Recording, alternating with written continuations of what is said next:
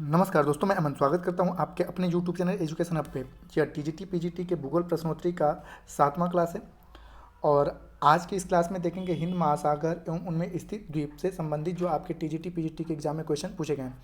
अगर आप चैनल पर नए हैं तो चैनल को सब्सक्राइब अवश्य कर लें तथा इस पीडीएफ को प्राप्त करने के लिए आप टेलीग्राम से जुड़ सकते हैं, जिसका लिंक वीडियो के डिस्क्रिप्शन में दिया हुआ है, या आप टेलीग्राम चलाते हैं तो उसमें जाकर आप education hub by Aman sir को सर्च करके ज्वाइन कर सकते हैं। तो चलिए शुरू करते हैं प्रश्न को। तो यहाँ पहला प्रश्न है कि भारत की तटरेखा की कुल लंबाई लगभग है। ऑप्शन है 3500 या 7516 या 6000 या 7040। तो यहाँ पर जो है कि कुल लंबाई पूछा हुआ है, ठीक है। तो ऐसे आपको मैं बताऊँ, कुल लंबाई का मतलब है कि जैसे तटरेखा जो पानी से लगा हुआ क्षेत्र होता है उसे हम तट कहते हैं। तो गुजरात से लेकर पश्चिम बंगाल का ये आता है और इसका जो कुल लंबाई है ये है 6100 किलोमीटर। लेकिन कुल का मतलब कि द्वीपीय क्षेत्र को लेकर कि यहाँ पर लक्षद्वीप है और यहाँ पर अंडमान निकोबार है, इन सभी को लेकर जो भारत की तटरेखा की लंबाई है वो है 7516 किलोमीटर। और सामान्य रूप से आपके मुख्य भूमि की लंबाई पूछेगा कि मुख्य भूमि से भारत की तटरेखा की लंबाई कितनी है, तो 6100 किलोमीटर। तो इसके एक्सप्लेन को तो हम देखते हैं। तो भारत के मुख्य भूमि की तटरेखा की लंबाई 6100 किलोमीटर है, जबकि द्वीपों सहित तटरेखा की लंबाई 7516.6 किलोमीटर है। भारत की कुल का जो क्षेत्रफल है वो है 32,87,263 वर्ग किलोमीटर। और भारत की स्थल सीमा की कुल लंबाई जो है वह है 15,106.7 किलोमीटर। तो यहाँ पे स्थल सीमा की बात करें तो जो यहाँ से गुजरात से लेकर जो आपका ऊपर जम्मू कश्मीर और पुनः सेवन सिस्टर को टच करते हुए यहाँ पे लगता है, तो इसकी जो कुल लंबाई है वह है आपका 15,106.7 किलोमीटर है, ठीक है, स्थलीय सीमा की लंबाई। और जलीय सीमा की लंबाई अगर सामान्य मुख्य भूमि का पूछेगा तो 6100 और कुल का लेकर पूछेगा तो 7516। और ये जो स्थल है किन किन देशों से लगते हैं, तो बांग्लादेश, चीन, पाकिस्तान, नेपाल, म्यांमार, भूटान और अफगानिस्तान को यहाँ पर स्पर्श करते हैं। अगला क्वेश्चन है कि सर्क्रिक विवाद किन के मध्य है, भारत और बांग्लादेश के मध्य, भारत चीन के मध्य, भारत म्यांमार के मध्य या भारत और पाकिस्तान के मध्य। ये 2009 में क्वेश्चन पूछा हुआ। तो सर्क्रिक की अगर बात करें तो यहाँ पर आपने देखा होगा तो ये आपका कच्छ है और ये आपका सौराष्ट्र है। तो इसी के जो क्षेत्र यहाँ से ये पूरा का पूरा क्षेत्र किससे लगा हुआ है, पाकिस्तान से। तो यहीं पर जो है सर्क्रिक एक क्षेत्र है और जिसको भारत और पाकिस्तान अलग करता है 24वीं समांतर रेखा। 24वीं समांतर रेखा है जो भारत और पाकिस्तान के मध्य, जो सर्क्रिक और भारत के मध्य जो कच्छ के क्षेत्र के आसपास जो दलदली क्षेत्र है यहीं पर है आपका सर्क्रिक। तो ये भारत और पाकिस्तान के मध्य है। तो इसका एक्सप्लेन हम देखते हैं। तो यहाँ पे एक्सप्लेन है कि सर्क्रिक को लेकर भारत और पाकिस्तान के मध्य विवाद है। सर्क्रिक एक दलदली भाग है, यहाँ पे दलदली होगा भाग है जिस पर भारत का अधिकार है। स्थानीय रूप से इसे सिंध नाम से जाना जाता है। तो यहाँ पे जो गुजरात के स्थानीय लोग हैं इसे सिंध नाम से जानते हैं। कालांतर में ब्रिटिश प्रतिनिधि सर्क्रिक के नाम पर इसका नाम पड़ा। पाकिस्तान इसके अधिकांश भाग पर अपना दावा करता आ रहा है। इसका विस्तार जो है 96 किलोमीटर के क्षेत्र में है। अगला क्वेश्चन है कि कोरी क्रीक स्थित है। ऑप्शन है बंगाल की खाड़ी में, पाक की खाड़ी में, या कच्छ के रण में, या आपका है लाल सागर में। तो यहाँ पर मैंने आपको बता ही रखा था, ठीक है, कि यहाँ पे कच्छ की खाड़ी है और यहीं पे सर क्रीक है। तो आपका सही ऑप्शन क्या होगा, सी। और एक्सप्लेन भी यह है कोरी क्रीक जो है कच्छ के रण में स्थित है। अगला क्वेश्चन है कि निम्नलिखित में से कौन सा द्वीप भारत और श्रीलंका के मध्य स्थित है। ऑप्शन है एलिफेंटा, न्यूमूर, रामेश्वरम या लक्षद्वीप। तो भारत और श्रीलंका के मध्य जो स्थित है वह रामेश्वरम है। तो आपका ऑप्शन सही होता है सी। यहाँ पे एक्सप्लेन को देखते हैं। तो भारत और श्रीलंका के मध्य रामेश्वरम स्थित है जो मन्नार की खाड़ी में पामन द्वीप पर स्थित है। भारत की मुख्य भूमि से पामन पुल जुड़ा हुआ है जो तमिलनाडु के रामनाथपुरम जिले में स्थित है। अन्य महत्वपूर्ण तथ्यों की बात करें तो लक्षद्वीप अरब सागर में स्थित है।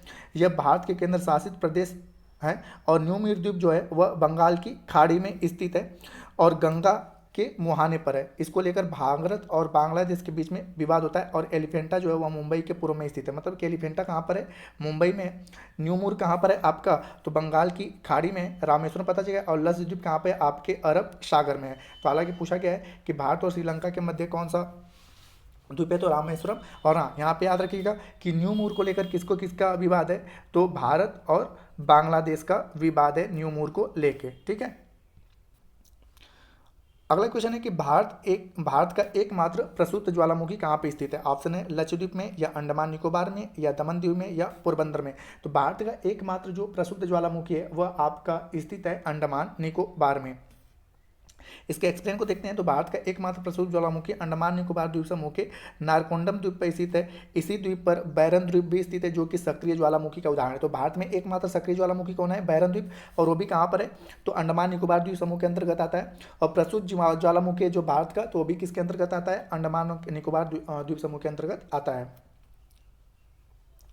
अगला क्वेश्चन है कि भारत के इस द्वीप का नाम बताइए जिसकी सक्रिय ज्वालामुखी स्थिति है। ऑप्शन है एंड्रोस द्वीप या निकोबार या लक्षद्वीप या बैरन द्वीप। तो यहाँ पर मैंने पिछले क्वेश्चन बताया कि कौन सा होगा आपका बैरन द्वीप, जो कि अंडमान निकोबार में स्थित है।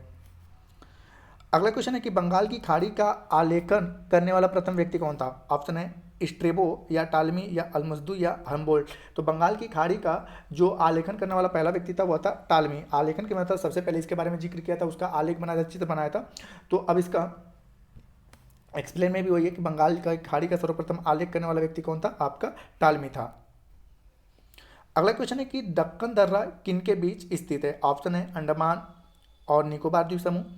दूसरा है आपका कि दक्षिण और मध्य अंडमान द्वीप समूह में। तीसरा है आपका उत्तर और मध्य अंडमान में। और चौथा है आपका उत्तर और दक्षिण अंडमान द्वीप समूह। ये टीजीटी 2004 का क्वेश्चन है और यहाँ पे जो ऑप्शन दिए गए थे ना, वो ऑप्शन सही नहीं था, जिसके कारण यहाँ पर सभी का कॉमन अंक मिला। अब यहाँ पे एक्सप्लेन करके हम देखते हैं कि क्या समस्या थी। तो यहाँ पर है आपका कि दक्कन पास जो है लघु अंडमान और दक्षिण अंडमान के मध्य स्थित है। अब यहाँ पे देखिए आपका कोई भी ऑप्शन ठीक है इस प्रकार से नहीं दिख रहा है। लघु अंडमान एवं दक्षिण अंडमान द्वीप जो है दक्षिणी अंडमान जिले के भाग हैं। इसके अतिरिक्त 10 डिग्री चैनल लघु अंडमान और कार निकोबार के मध्य स्थित है।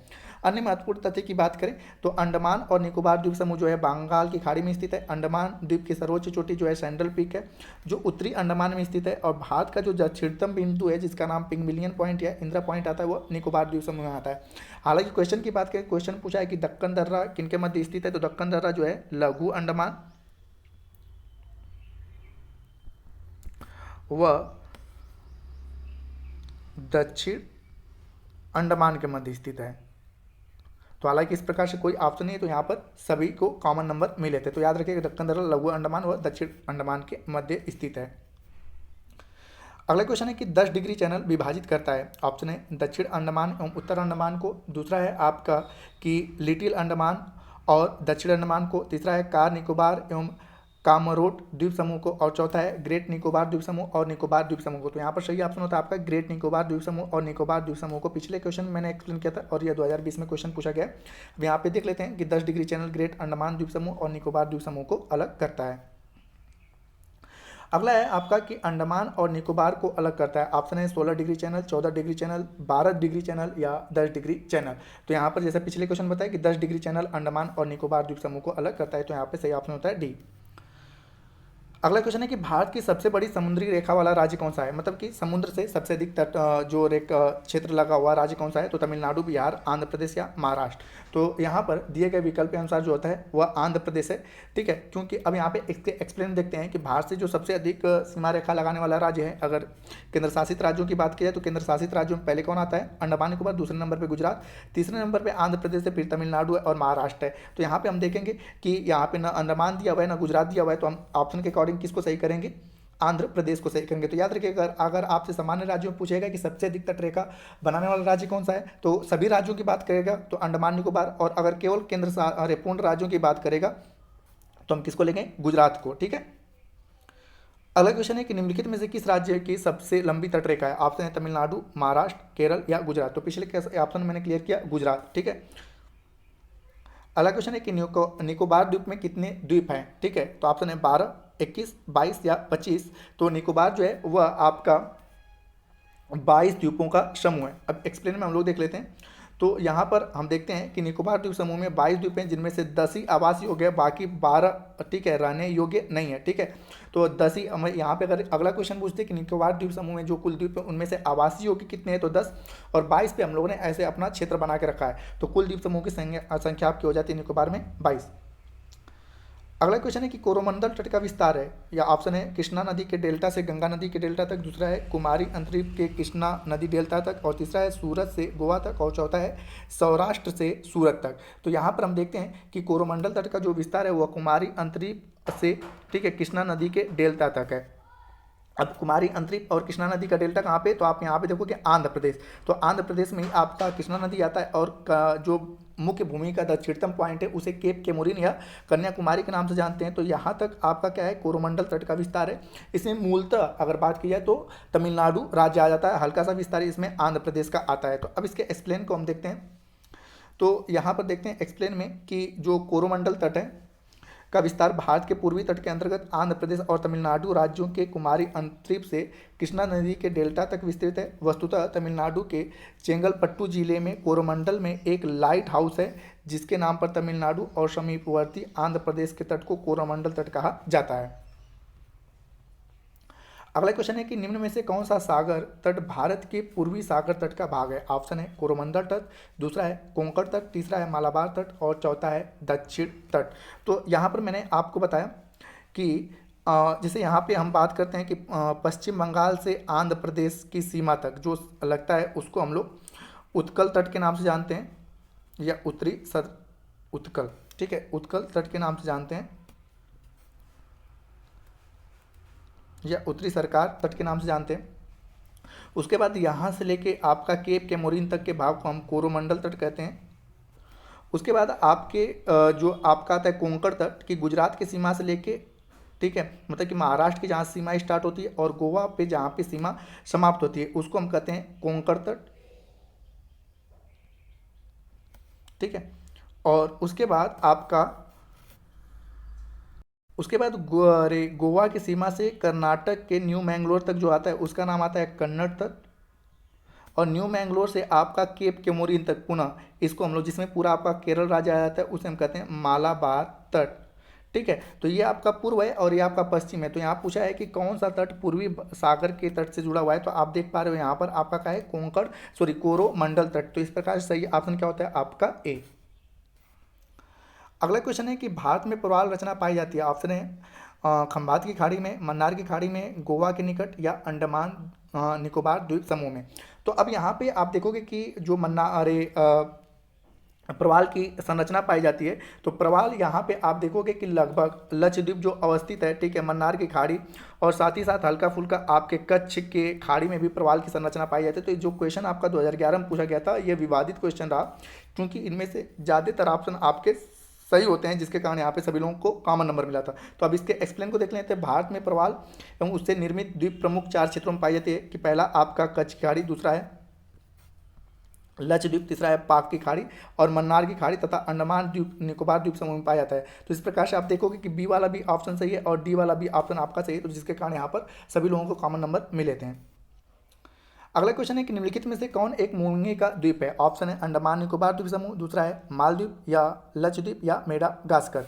तो यहाँ पर हम देखते हैं कि जो मूंगे के द्वीप की अगर बात करें तो लक्षद्वीप जो आता है मूंगे के द्वीप या के नाम से जाना जाता है। इसके सभी के सभी द्वीप जो हैं वह प्रवाल से ही निर्मित हैं, तो इसलिए इसे मूंगे का द्वीप कहा जाता है। तो इसके एक्सप्लेन में हम देखते हैं तो लक्षद्वीप अरब सागर में स्थित एक द्वीप है जो मूंगे या प्रवाल के जमाव से बनी है। वही अंडमान निकोबार द्वीप समूह म्यांमार की अराकान एवं श्रेणी का विस्तारित निमजी क्षेत्र की श्रेणी, इसमें हल्का फुल्का आपका प्रवाल पाया जाता है। लेकिन लक्षद्वीप में जितने भी आपके 3600 द्वीप हैं, ठीक है, सभी के सभी 36 द्वीप किससे निर्मित हैं, प्रवाल से निर्मित हैं। अगला क्वेश्चन है कि भारत की सबसे बड़ी खाड़ी है। ऑप्शन है खंबात, मन्नार, कच्छ या बंगाल की खाड़ी। तो भारत की जो सबसे बड़ी खाड़ी है ना वो कौन सा है, बंगाल की खाड़ी है। अब इसके एक्सप्लेन के बारे में हम देखते हैं। तो एक्सप्लेन में है कि बंगाल की खाड़ी जिसे बे के नाम से जानता है, भारत ही नहीं विश्व की भी सबसे बड़ी खाड़ियों में से एक है।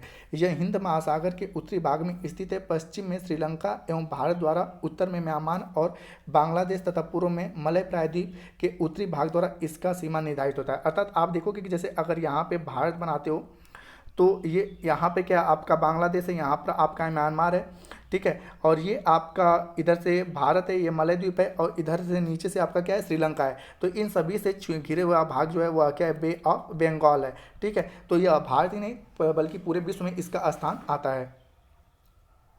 अगला क्वेश्चन है कि निम्नलिखित जलराशियों में कौन सी दमन से दीव को अलग करती है। ऑप्शन है खंबात की खाड़ी, दूसरा है कच्छ की खाड़ी, तीसरा है नर्मदा नदी और चौथा है आपका तापी नदी। तो यहाँ पर जानते हैं कि जो दमन को दीव से अलग करती है वो क्या है, आपका खंबात की खाड़ी है। आप यहाँ पे देखो गुजरात, और गुजरात में आपका ये आपका दमन और दीव, ठीक है। तो यहाँ पर जो आपका ये आपकी है कच्छ की खाड़ी, ठीक है, ये कच्छ की खाड़ी है और ये है आपका खंबात की खाड़ी। तो एक साइड में दमन है और एक साइड में क्या है, दीव है। तो दमन से दीव को अलग कौन कर रहा है, आपके खंबात की खाड़ी अलग कर रही है। अब इसके एक्सप्लेन को देखते हैं। तो इसके एक्सप्लेन में है कि दमन और दीव को खंबात की खाड़ी अलग करती है। दमन और दीव के मध्य स्थल मार्ग की दूरी जो है लगभग 700 किलोमीटर की है। दमन गुजरात के दक्षिणी भाग में, जबकि दीव गुजरात के समीप गिर सोमनाथ एवं अमरोली जिले से घिरा हुआ है। ठीक है, तो यहाँ पे क्या है आपका दीव है उत्तर में, और यहाँ पे नीचे क्या है दमन है, और इनके बीच जो लगभग डिस्टेंस कितना है 700 किलोमीटर का है। अंतिम क्वेश्चन है जो 2021 यूपी पीजीटी में पूछा गया था कि सागर द्वीप या गंगा सागर कहाँ पर स्थित है। ऑप्शन है आपका बंगाल की खाड़ी के महाद्वीपीय मग्न तट पर, या गंगा ब्रह्मपुत्र मैदान में, या बंगाल की खाड़ी महाद्वीपीय मग्न ढाल में, या मध्य गंगा मैदान में। तो यहाँ पे जो गंगा सागर है वह आपकी बंगाल की खाड़ी के महाद्वीपीय मग्न तट पर स्थित है। अब इसके एक्सप्लेन को देखते हैं। तो गंगा सागर या सागर द्वीप गंगा के डेल्टा में जो बंगाल की खाड़ी में महाद्वीपीय मग्न तट पर स्थित है। यह कलकत्ता के दक्षिण में लगभग 100 किलोमीटर की दूरी पर स्थित है। यह द्वीप धार्मिक पर्यटन का एक महत्वपूर्ण केंद्र है। तो दोस्तों ये आपके हिंद महासागर एवं उनमें स्थित द्वीप से संबंधित क्वेश्चन जो आपके टीजीटी पीजीटी और अन्य एग्जाम में क्वेश्चन पूछे गए उनसे क्वेश्चन रहे। उम्मीद करता हूं कि आपको यह वीडियो पसंद आया हो। तो वीडियो को पसंद आया हो तो वीडियो को लाइक करें, कमेंट करें तथा अपने दोस्तों के साथ शेयर करें, और चैनल पर नए हैं तो चैनल को सब्सक्राइब अवश्य करें। तथा इस पीडीएफ को प्राप्त करने के लिए आप हमारे टेलीग्राम से जुड़ सकते हैं, जिसका लिंक वीडियो के डिस्क्रिप्शन में दिया हुआ है, या आप टेलीग्राम में एजुकेशन हब बाय अमन सर को सर्च करके ज्वाइन कर सकते हैं। तो वीडियो के अंत तक बने रहने के लिए धन्यवाद। मिलते हैं जल्दी नेक्स्ट वीडियो में।